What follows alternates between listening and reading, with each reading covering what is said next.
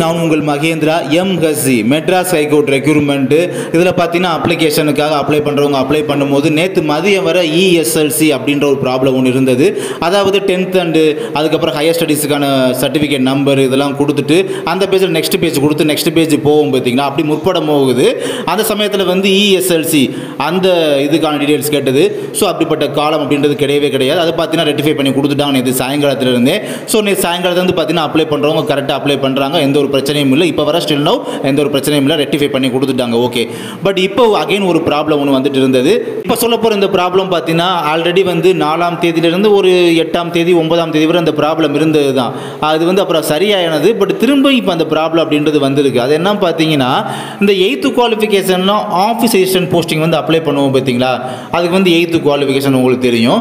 So இதுக்காக apply பண்ணுற இடத்துல வந்து 8th மார்க்கு அதெல்லாம் கேட்கும் போது அந்த டீட்டெயில்ஸ்லாம் கொடுப்போம் பார்த்தீங்களா. கொடுக்கும் போது அதுக்கு அடுத்து வந்து கீழே பார்த்தீங்கன்னா ஹையர் ஸ்டடீஸில் யூஜி படிச்சிருக்கீங்களா அண்ட் அதர் ஹையர் ஸ்டடீஸ் என்ன படிச்சிருக்கீங்க ஸ்கூல் லெவலில் அந்த ஸ்டேட்டஸ்லாம் பார்த்தீங்கன்னா அது காமிக்கவே மாட்டேங்குது. ஸோ அது விசிபிள் ஆகவே இல்லை.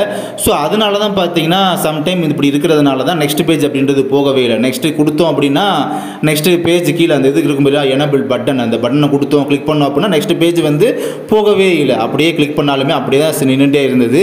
ஸோ இதுக்காக பார்த்தீங்கன்னா திரும்பி நீங்கள் போயிட்டு எக்காரணத்தை கொண்டு ப்ரீவியஸ் பேஜ் மட்டும் கொடுத்து போயிடாதீங்க. ஏன்னா ப்ரீவியஸ் பேஜை வந்து ஃபில் பண்ணி முடிச்சுட்டு அதுக்கப்புறம் நெக்ஸ்ட் வழக்கம் போல் அந்த பேஜில் வந்து ஃபில் பண்ணி நெக்ஸ்ட் பேஜ் கொடுக்காதீங்க. அப்படி கொடுத்துமே அது வந்து சரியாகலை நெக்ஸ்ட் பேஜ் கொடுத்தோம்னா திரும்ப போகவே இல்லை. ஏன்னா அந்த அகைன் அந்த வர்ற பேஜ்லேயுமே அந்த ஹையர் ஸ்டடீஸ் யூஜி ஃபில் பண்ணுறதுக்கான காலம் அப்படின்றது வர மாட்டேங்குது. ஓகேங்களா.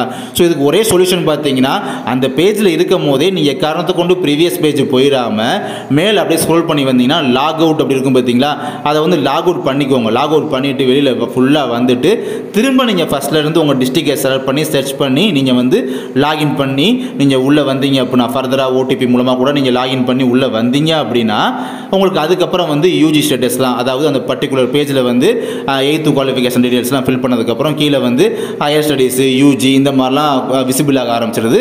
நீங்கள் வந்து அழகாக ஆல் டீட்டெயில்ஸுமே பார்த்தீங்கன்னா ஃபில் பண்ண முடியுது. ஸோ இதுதான் ஒரே சொல்யூஷன் அப்படின்றது.